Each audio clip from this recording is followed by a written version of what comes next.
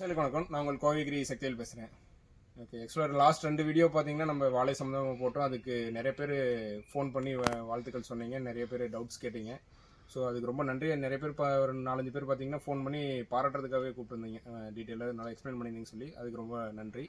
So இன்றைக்கி இந்த வீடியோவில் எதை பற்றி பார்க்க போகிறோன்னு பார்த்துக்கிட்டிங்கன்னா, இப்போ நிறையா வாழை விவசாயிகள் வந்து நம்மள்ட்ட சொல்கிற கம்ப்ளைண்ட்ஸ் வந்து இந்த வாழையில் வர இலைப்புலி நோய், எல்லோ சிகோட்டோகால், பிளாக் சிகோட்டோகால்னு சொல்லக்கூடிய இந்த வாழை இலைப்புலி நோய் வந்து நிறைய வந்துட்டுருக்கு. ஸோ இதோட சயின்டிஃபிக் திங்ஸ் எல்லாம் நம்ம வந்து இந்த வீடியோவில் டீட்டெயிலாக பார்ப்போம். அது எப்படி வந்து வளருது, அது எப்படி அடுத்து ஸ்ப்ரெட் ஆகுது, எந்தெந்த சிம்டம்ஸ்க்கு நம்ம எப்படி மருந்து நம்ம கொடுக்கலாம் அப்படிங்கிறத நம்ம டீட்டெயிலாக இந்த வீடியோவில் பார்க்க போகிறோம். வீடியோ லென்த் ஃபுல்லாக பாருங்கள், ஸ்கிப் பண்ணாமல் பாருங்கள். ஓகே, இப்போது சிகோட்டோகான்னு பார்த்தீங்கன்னா அது ஒரு சிகோட்டோகால் யூஸ் பண்ணுங்கிறது ஒரு ஃபங்கல் சேர்ந்த ஒரு பூஞ்சானம்னு சொல்லக்கூடிய ஒரு ஃபங்கல் தான். அது வந்து நார்மலாக மண்ணில் இருக்கும்.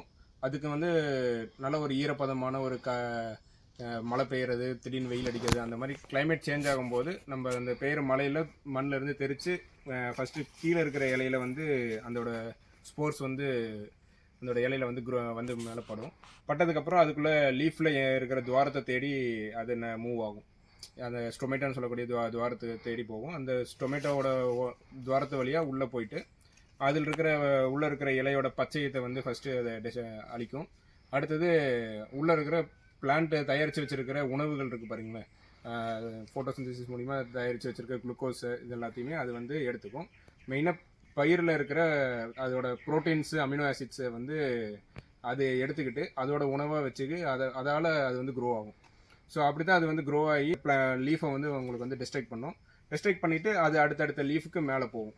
ஸோ இது வந்து ஆரம்ப ஸ்டேஜ்லேயே பார்த்து கண்ட்ரோல் பண்ணிட்டோம்னா இது வந்து நம்ம பிளான்ட்டுக்கு வந்து நம்ம ஒன்றும் பெருசாக அஃபெக்ட் ஆகாது. நம்ம இதை பெருசாக நினைக்காம விட்டுட்டு போயிட்டோம்னா உங்களுக்கு அடுத்தடுத்த இலைக்கு குயிக்காக ஸ்ப்ரெட் ஆகும். அதாவது காற்றுல ஈரப்பதம் இருக்கும்போது, காற்றடிக்கும் போதும் உங்களுக்கு குயிக்காக அடுத்தடுத்த இலைக்கு ஸ்ப்ரெட் ஆகும். அப்படி ஆகும்போது உங்களுக்கு பழைய இலையோட பச்சையத்தை வந்து ஃபுல்லாக எடுத்துக்கும். உங்களுக்கு பயிர் வந்து ஸ்ட்ரென்த் இல்லாமல் போயிடும். உங்களுக்கு அது மகசூல் இழப்புங்கிறது ரொம்பவே இருக்கும். ஸோ இப்போ அதோட சிம்டம்ஸ் எப்படி இருக்குன்னு நான் சொல்கிறேன். அது வந்து ஒரு 5 ஸ்டேஜஸாக அது வந்து சிம்டம்ஸ் வந்து உங்களுக்கு வரும். ஃபஸ்ட்டு வந்து பார்த்தீங்கன்னா, ஃபஸ்ட்டு சிம்டம் இந்த மாதிரி ரொம்ப மைன்யூட்டாக ஒரு சின்ன டாட் இருக்கும். இதான் ஸ்டேஜ் 1. நீங்கள் ஃபீல்டுக்கு போகும்போது இந்த லீஃபெல்லாம் மேலாப்பில் பார்க்காம கொஞ்சம் ஊற்று பாருங்கள். இந்த மாதிரி ஏதாவது சின்ன ஸ்பாட்ஸ் இருக்கான்னு பாருங்கள். நீங்கள் எதாவது இந்த லீஃப் ஸ்பாட் வராத ஃபார்மர்ஸ் இருந்தீங்கன்னா, அப்படி இந்த மாதிரி இருக்கும்போது இந்த சின்ன ஸ்பாட் வந்து அடுத்தது கொஞ்சம் இந்த மாதிரி டெவலப் ஆகும். இந்த மாதிரி அரிச்ச மாதிரி வருங்க. இதான் செகண்ட் ஸ்டேஜ். இதுக்கு அடுத்தது இந்த மாதிரி ஒரு சின்ன சர்க்கிளாக உங்களுக்கு அந்த மாதிரி டெவலப் ஆகும். இதுதான் ஸ்டேஜ் 3. இந்த ஃபஸ்ட்டு 3 ஸ்டேஜில் வந்து பார்த்திங்கன்னா உங்களுக்கு இது இந்த 3 ஸ்டேஜில் இருக்கிறது அடுத்த இலைக்கு ஸ்ப்ரெட் ஆகாது. ஏன்னா இது வந்து நான் ரீப்ரொடியூஸ் ஆகலை, அதோட ஸ்போர்ட்ஸ் வந்து நான் அடுத்தது ஸ்ப்ரெட் ஆகாது. ஸோ இந்த 3 ஸ்டேஜில் இருக்கும்போது நீங்கள் நார்மலாக ஒரு கான்டாக்ட் ஃபங்கிசைட்ஸ் வந்து நீங்கள் ஸ்ப்ரே பண்ணிங்கனாலே இதோட நம்ம வந்து அரெஸ்ட் பண்ண முடியும். அது செலவும் கம்மி, உங்களுக்கு இதோட அரெஸ்ட் பண்ணிட்டோம்னா பிரச்சனை முடிஞ்சிடும். அது என்னென்னு பார்த்தீங்கன்னா ஆண்ட்ரகால், மேன்கோசெப் M45 இருக்குல்லங்க அது, இல்லைன்னா பிஎஸ்எஃப்ல வர பாலிராம், அப்படி இல்லைன்னா கொடுக்கும்போது இதோட கவாச்சு இதெல்லாமே கொடுக்கும்போது உங்களுக்கு இதோடவே கண்ட்ரோல் ஆகிக்கும். இந்த 3rd ஸ்டேஜை தாண்டி இந்த 4th ஸ்டேஜுக்கு வருது பாருங்கள். இந்த மாதிரி நல்ல ஒரு ஓவல் ஷேப்பில் இந்த ஸ்டேஜுக்கு அடுத்தது இது வரும்போது உங்களுக்கு இதில் தான் உங்களுக்கு வந்து கொனிடியாஸ்ன்னு சொல்லக்கூடிய ஸ்போர்ஸ் வந்து ப்ரொடியூஸ் ஆகும். இது வந்து உங்களுக்கு அடுத்த இலைக்கு ஸ்ப்ரெட் ஆகிறதுக்கு ரெடியான ஸ்டேஜ். இதுதான் 4th ஸ்டேஜ். இந்த ஸ்டேஜுக்கும் அடுத்தது 5th ஸ்டேஜ் இந்த பெரிய லெவலில் ஸ்டார்ட் ஆகிறது. இந்த சின்னதுலேயும் இது இருந்தால் ரொம்ப ப்ராப்ளமேட்டிக்கானது. இப்போது இந்த 2 ஸ்டேஜில் நம்ம வந்து ஸ்ப்ரே கரெக்டாக கொடுக்கலைன்னா உங்களுக்கு அடுத்தடுத்த லீஃபுக்கு வந்து இது ஸ்ப்ரெட் ஆகிட்டே போகும். ஸோ இந்த ஸ்டேஜில் நம்ம என்ன கொடுக்கணும்னா, இப்போ 4th ஸ்டேஜில் இந்த மாதிரி சின்ன சின்ன புள்ளி அங்கங்கே இருக்குது அப்படின்னு நினச்சி பார்க்கும்போது இதுக்கு வந்து நீங்கள் ஜோல் குரூப்ஸில் இருக்கிற ப்ரோபிகோனசோல், இந்த டில்ட்டுன்னு சொல்லக்கூடிய டில்ட்டு, கான்டாஃப், ஹெக்ஸகோனசோல், இந்த மாதிரி ஜோல் குரூப்ஸ் இப்போ மிபல்லியான்னு சொல்லி பிஎஸ்எஃப்ல அட்வான்ஸ்டு ஜோல் குரூப் இருக்குது. ரைம்னு சொல்லிட்டு எஃப்எம்சியில் ஒரு ஜோல் குரூப் வந்து அட்வான்ஸில் இருக்குது.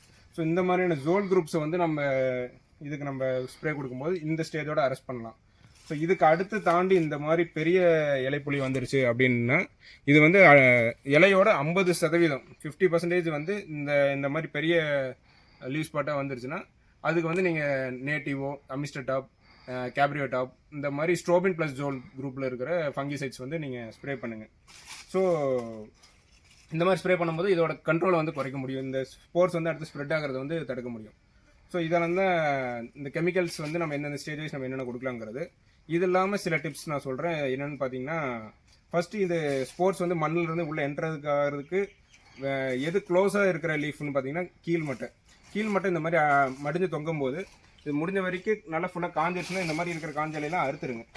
ஏன்னா இது மூலிமா தான் க்ளோஸாக இருக்குது, மண்ணுக்கு க்ளோஸாக இருக்கும்போது இது தெரிச்சு மேலே வந்து அடுத்தடுத்த லீஃப் போகுது. ஸோ மண்ணோட கான்டாக்டை அதை கட் பண்ணும்போது அதை நம்ம ஸ்டாப் பண்ணலாம். அடுத்து நம்ம கொடுக்குற ஸ்ப்ரேஸில் வந்து பார்த்திங்கன்னா ஆயில்ஸ் ஏதோ ஒன்று கலந்து அடிக்கலாம், இல்லைன்னா ஒட்டுப்பசை நல்லா போட்டு அடிங்க.